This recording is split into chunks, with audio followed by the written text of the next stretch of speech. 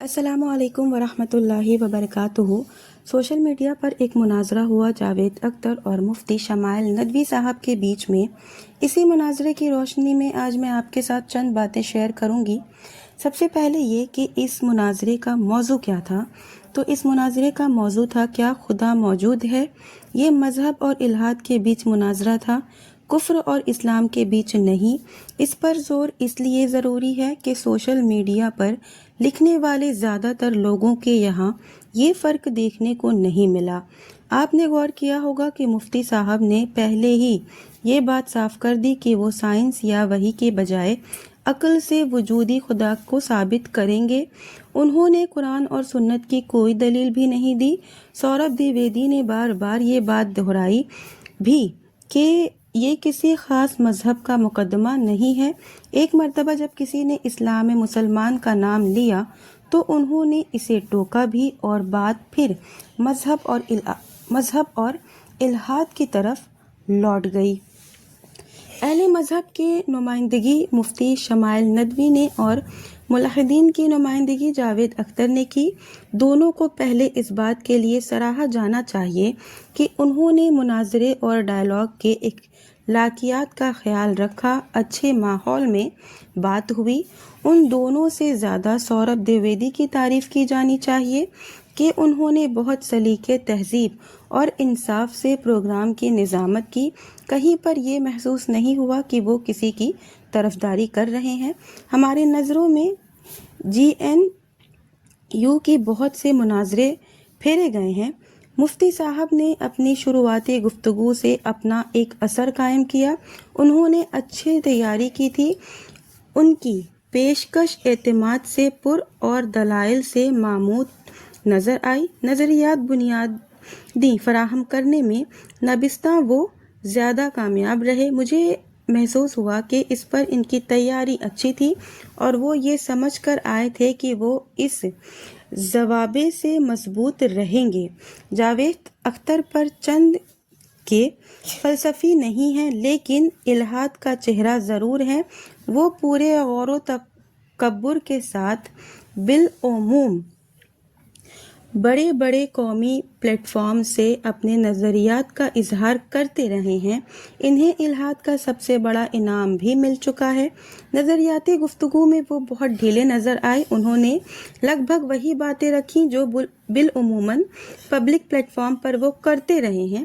محسوس ہوتا رہا کہ ان پر ایک بیبت سی طاری ہے۔ عام طور سے میڈیا میں آ کر چھا جانے والے جاوید اختر بیچارے سے دکھائی دیے۔ ان کے چہرے پر یقین اور اعتماد کی وہ روشنی نظر نہیں آئی۔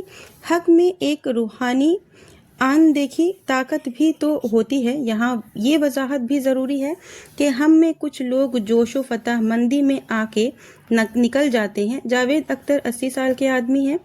ان کے ہاتھ عمر کی وجہ سے ہل رہے تھے۔ اسے ان کی شکست کی علامت کے طور پر پیش کرنا ایک طرح کی ناانصافی اور نادانی ہے۔ عمل مظاہر یعنی خیر و شر، ظلم اور ناانصافی کو جاوید اختر نے خدا کے عدم وجود کی دلیل بنانا چاہا۔ مفتی صاحب نے اسے ایموشنل آرگیومنٹ کے زمرے میں رکھ کر کمزور کرنے کی کوشش کی، لیکن یہ وہ پہلو ہے جس پر اہل مذہب کو اور بھی دلائل سے لیس ہونے کی ضرورت ہے۔ ایسا نہیں ہے کہ انہوں نے جواب نہیں دیے۔ اللہ کی حکمت، دنیا کے امتحان گاہ ہونے جیسے امور انہوں نے ضرور رکھے، لیکن آپ نے غور کیا ہوگا کہ سامعین کی اکثریت بھی جاوید اختر کے ساتھ انہی سوالات کے وقت زیادہ نظر آئی۔ یعنی اہل مذہب کو سمجھنا ہوگا کہ جو چیزیں سامنے سے اسٹرائک کرتے ہیں انہیں نظر انداز نہیں کیا جا سکتا۔ ہر صغیر میں ملحدین کی باضابطہ کوئی شرح نہیں بنے گی۔ زیادہ تر لوگ خدا کو مانتے ہیں۔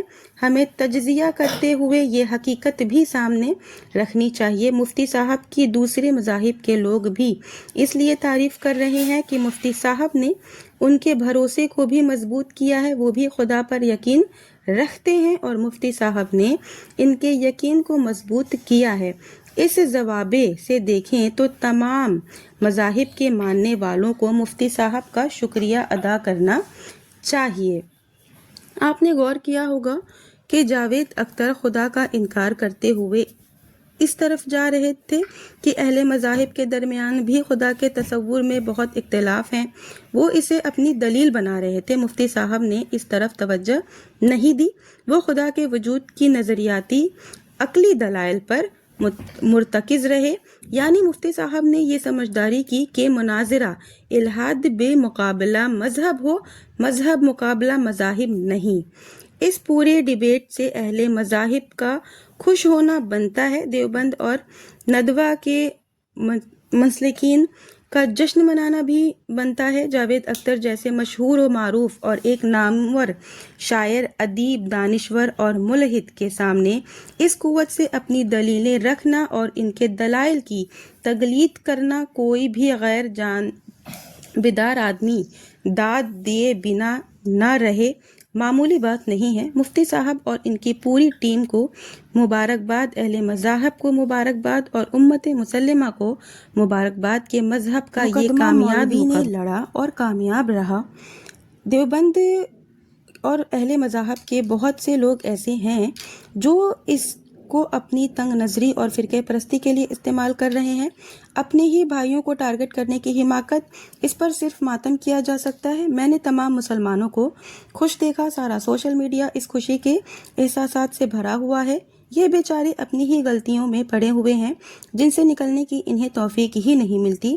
اہل مدارس کو بطور خاص اپنے نظام تعلیم اور تربیت پر دھیان دینا چاہیے کہ آخر ان کے نظام میں ایسی کیا کمی ہے کہ ان مواقع سے بھی ختم نہیں ہوتی۔ مناظرہ دو لوگوں کے درمیان ہوتا ہے، اثرات لاکھوں پر پڑتے ہیں، بہت سے لوگوں کا اعتماد مضبوط ہوا ہوگا، مولویوں کے بارے میں بڑے پیمانے پر ایک مثبت رائے گئی ہوگی۔ اس خاص ضوابط سے مولوی لوگوں کا خوش ہونا بھی بنتا ہے۔ خوشی کے ساتھ ساتھ اپنی تیاری بھی انہیں اچھی کرنی چاہیے تاکہ کبھی کسی کو بھی ایسا موقع ملے تو وہ اپنا افادی کردار ادا کر سکے۔ تو ویڈیو جو ہے میں زیادہ لمبی نہیں کروں گی، مجھے لگتا ہے کہ میں نے جو بھی سمجھا تھا آپ کے ساتھ شیئر کر دیا۔ آخر میں اللہ تعالیٰ سے دعا ہے کہ اللہ تعالیٰ ہم تمام مسلمانوں کو زیادہ سے زیادہ نیک عمل